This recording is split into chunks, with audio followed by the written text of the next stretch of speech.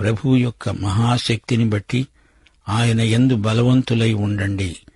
మీరు అపవాది కుతంత్రములను ఎదిరించడానికి శక్తిమంతులగునట్లు దేవుడిచ్చే సర్వాంగ కవచమును ధరించుకొనండి.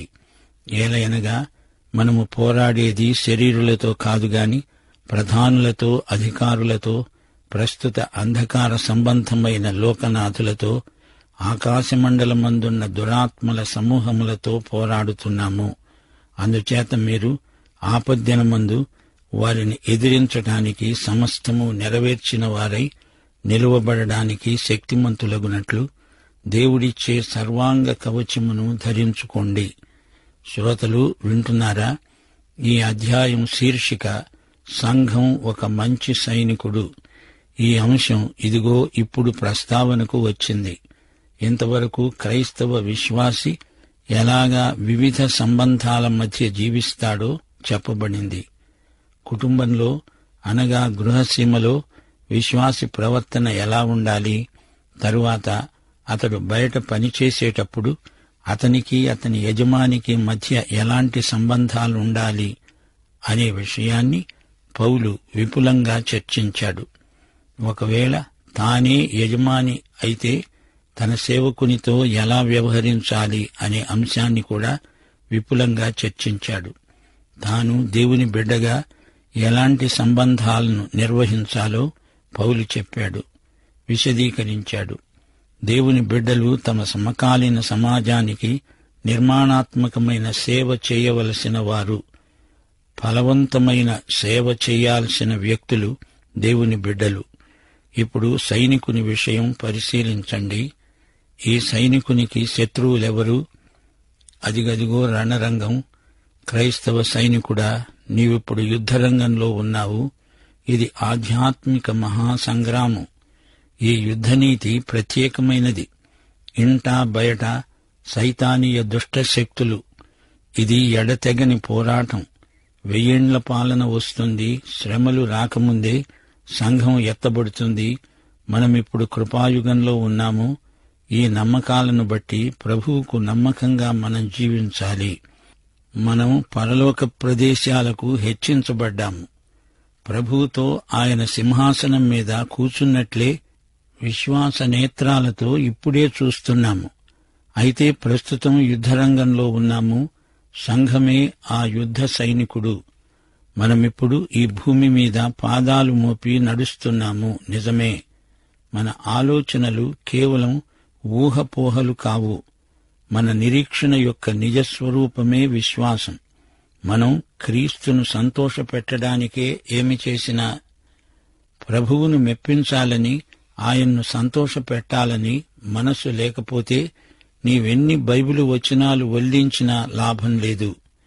క్రైస్తవుల మధ్య ఎలాంటి చేదు భావాలు, అనుభవాలు ఉండడానికి వీల్లేదు. పరిశుద్ధాత్మకు మనం సంతోషం కలిగించాలంటే యేసు మనస్సు కలిగి మనం ఆలోచించాలి, పని చెయ్యాలి. వాక్యం మాకు తెలుసు, మేం బోధిస్తాం అనేవారికి అభినందనలు. అయితే ఆ వాక్యాన్ని అనుదిన జీవితానికి అన్వయపరుచుకోకపోతే అంతా వృధా. భక్తి అంటే ఏమిటి? పరిశుద్ధాత్మ ఫలాలు నిండుగా ఉన్నప్పుడే అది క్రైస్తవ భక్తి అవుతుంది. తలలు ఉబ్బుతున్నాయి గాని పాదాలు బలహీనమవుతున్నాయి. జాగ్రత్త. తలజ్ఞానం చాలదు, మాటలు నేర్చుకుంటే సరిపోదు. మన అనుదిన జీవితంలో ఆత్మ ఫలాలు సమృద్ధిగా ఉండాలి. అజాగ్రత్తగా, అనాసక్తిగా బతికే క్రైస్తవులకు శ్రమ. యుద్ధ సైనికులారా, అప్రమత్తులై ఉండండి. పదండి, శత్రుమూకను తరిమి కొట్టండి. సైతాను దేవుని సంఘాన్ని ఎదిరించి పోరాడుతున్నాడు. సంఘ దర్శనాన్ని, సంఘ పరిచర్యలను ప్రతిఘటిస్తున్నాడు. సైతానుకు లోకంతో మంచి సన్నిహిత స్నేహం ఉంది. లోకంలోని పాపాలను సైతాను ప్రోత్సహిస్తాడు గాని సంఘాన్ని వ్యతిరేకిస్తాడు. ఆదివారం నాడు ఉదయం సంఘంతో తలపడతాడు. సంఘంలోని ఆధ్యాత్మిక శక్తిని నిర్వీర్యం చెయ్యాలని ఎంతగానో శక్తియుక్తులను ప్రయోగిస్తాడు. సంఘబిడ్డలు సైతానును పసికట్టాలి.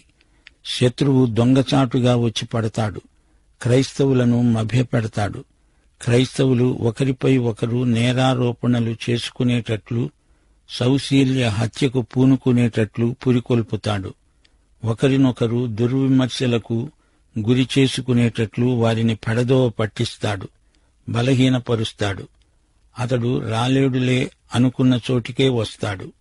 సైతాను కుతంత్రాల పుట్ట, అబద్ధాలకు తండ్రి.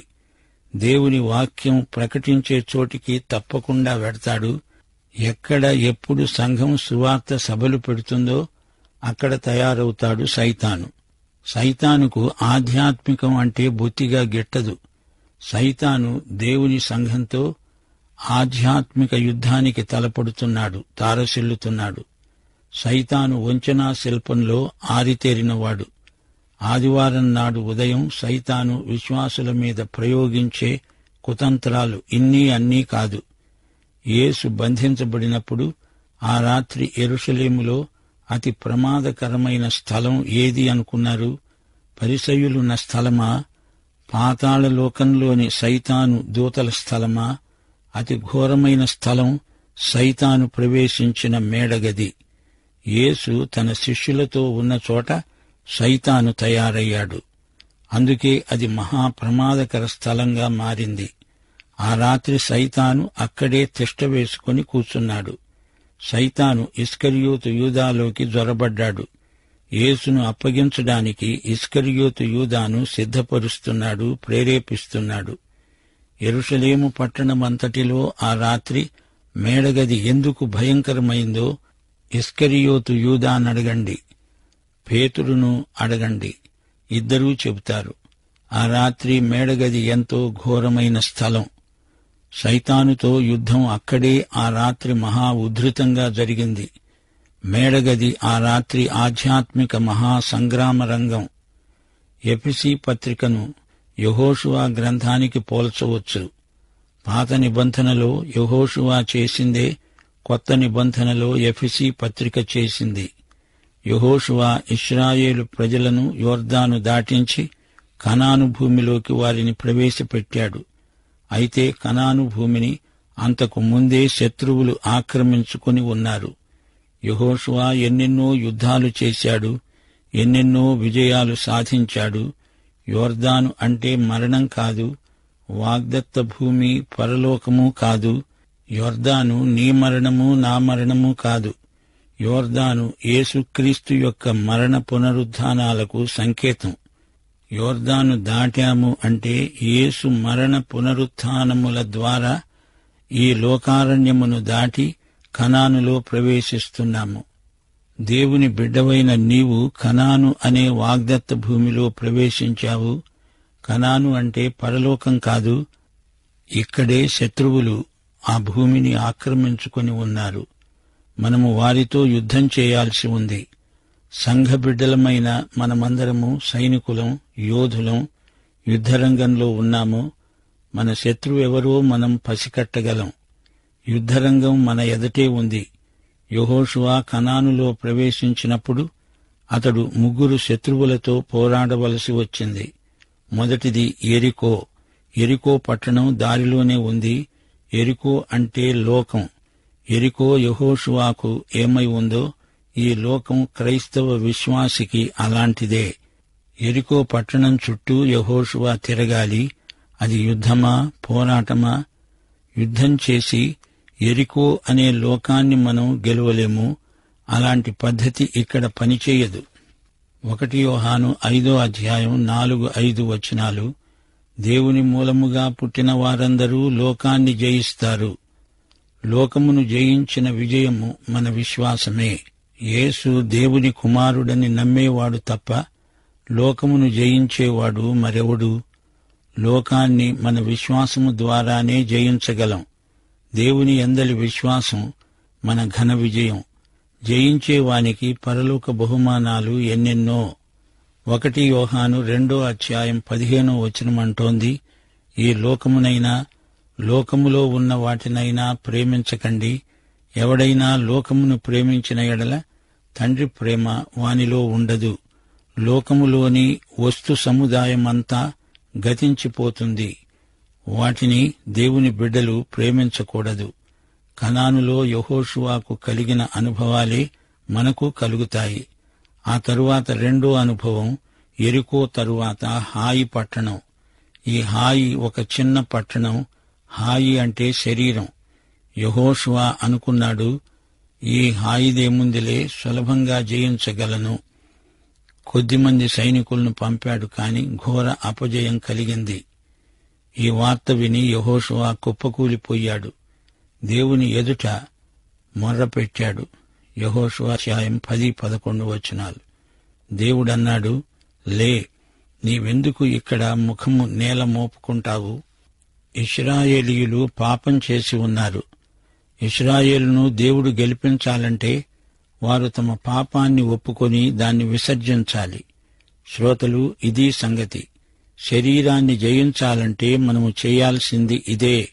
చాలామంది క్రైస్తవ విశ్వాసులు లోకాన్ని జయించగలుగుతున్నారు. వారు యెరికో చుట్టూరా తిరుగుతారు, విజయధ్వానాలు చేస్తారు.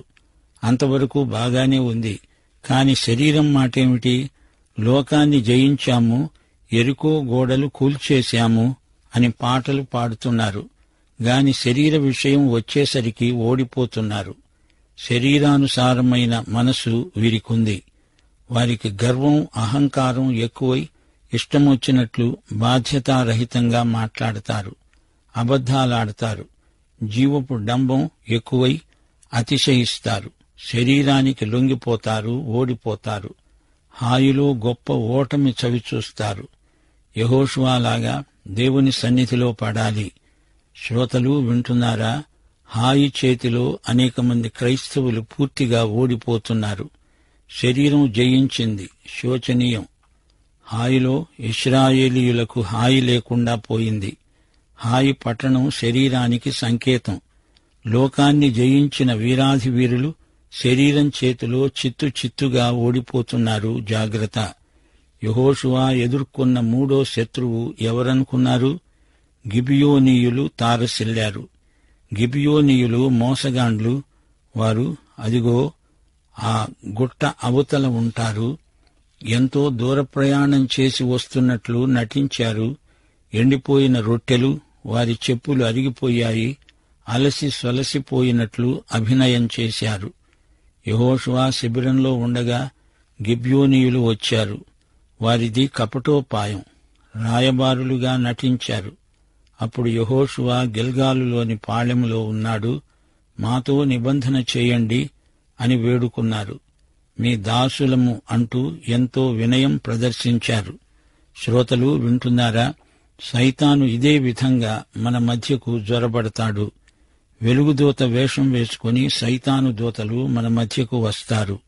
సైతాను దూతలా? వారి మాటలు ఎంతో ఆకర్షణీయంగా ధ్వనిస్తాయి. వారి వ్యక్తిత్వం అంతా వేషమే.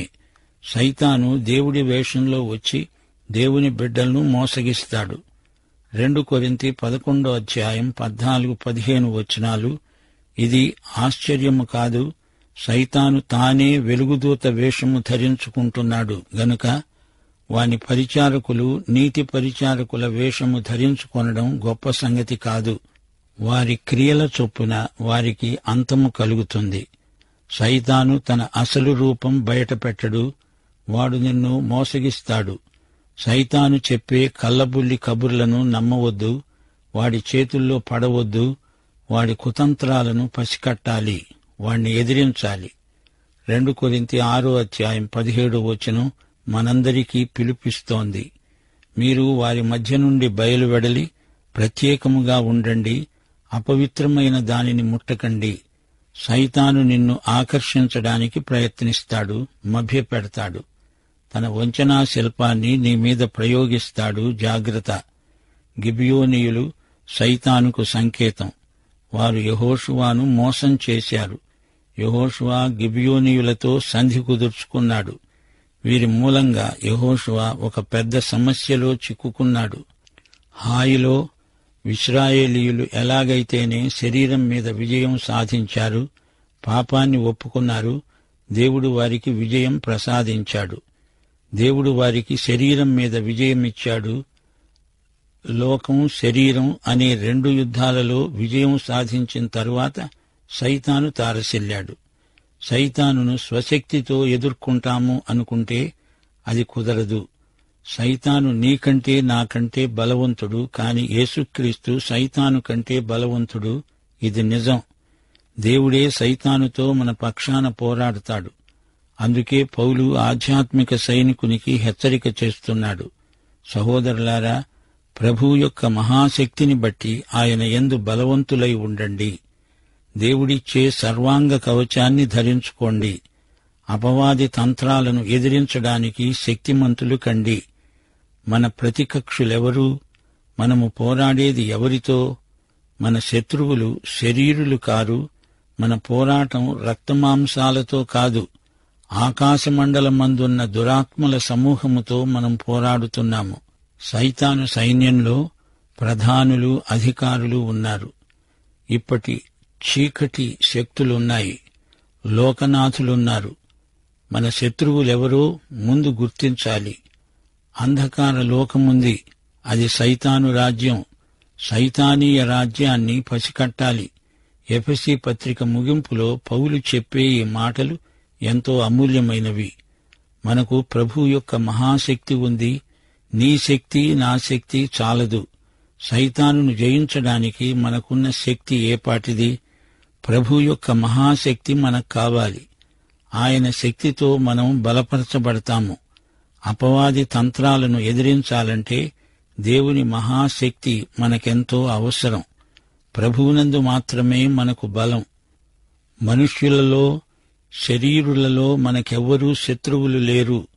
మన శత్రువు ఆది భౌతిక లోకానికి, ఆకాశ వాయుమండలానికి చెందినవాడు.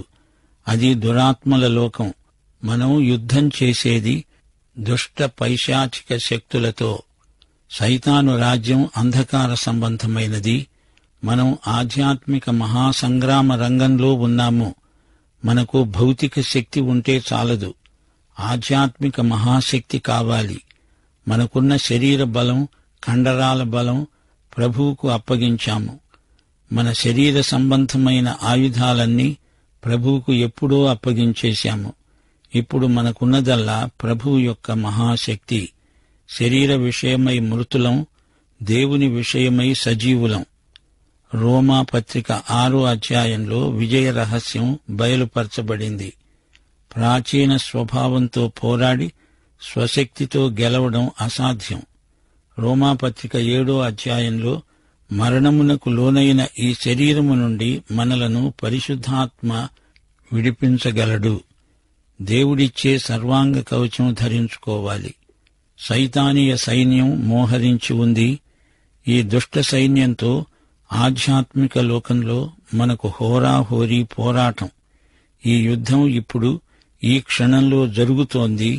బహుపరాక్. మన చుట్టూరా సైతానీయ అంధకార రాజ్యం అలుముకొని ఉంది. ప్రస్తుతం ఈ దుష్ట సైతానీయ రాజ్యం విజృంభించిపోతోంది. దాన్ని మనం ఆధ్యాత్మిక యుద్ధోపకరణాలతో ఎదుర్కోవాలి, పోరాడాలి. సైతానీయ కళలు, పూజలు, సైతాను మందిరాలు లోకమంతటా నెలకొల్పబడుతున్నాయి. చీకటి రాజ్యం, క్షుద్ర శక్తుల రాజ్యం, సైతానీయ సైన్యంలోని భాగాలు బారులు తీర్చి ఉన్నాయి. దానియేలు గ్రంథం 10వ అధ్యాయం చదివితే మీకు అర్థమవుతుంది. దానియేలు 3 వారాలు ప్రార్థన చేశాడు. అప్పుడు ఒక దేవదూత వచ్చి దానియేలును తట్టి అన్నాడు, దానియేలు, నీ ప్రార్థన వినపడింది, లే. 3 వారాలు ఆలస్యమైంది. ఎందుకు? దేవదూతను సైతాను అడ్డగించాడు. మిఖాయేలు సైతానును గద్దించాడు. ఇది ఆధ్యాత్మిక మహాయుద్ధం. దేవుని రాజ్యానికి, సైతాను రాజ్యానికి ఎల్లప్పుడూ సంఘర్షణ ఉంటూనే ఉంది. ఈ సైతాను సైన్యాలు లోకంలోని రాజ్యాలను పంచుకున్నాయి. సైతాను రాజ్యంలో ప్రధానులు, అధికారులు ఉన్నారు.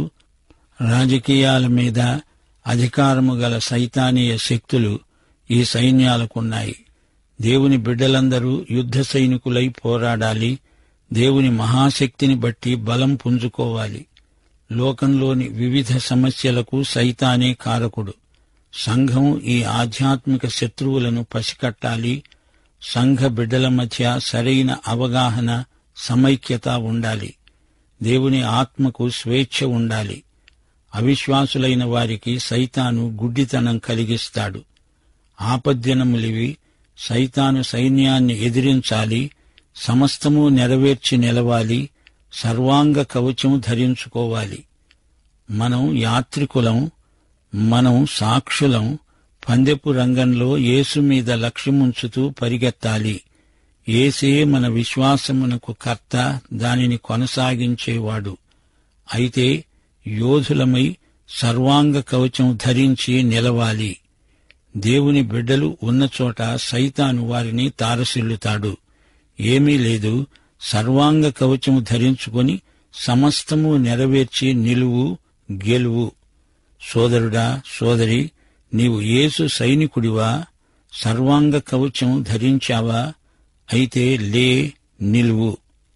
మన ప్రభువైన యేసుక్రీస్తు వారి దివ్యకృప, తండ్రి అయిన దేవుని పరమ ప్రేమ, పరిశుద్ధాత్మ యొక్క అన్యోన్య సహవాసము, సమాధానము మనకందరికీ సదాకాలము తోడై ఉండునుగాక. ఆమేన్.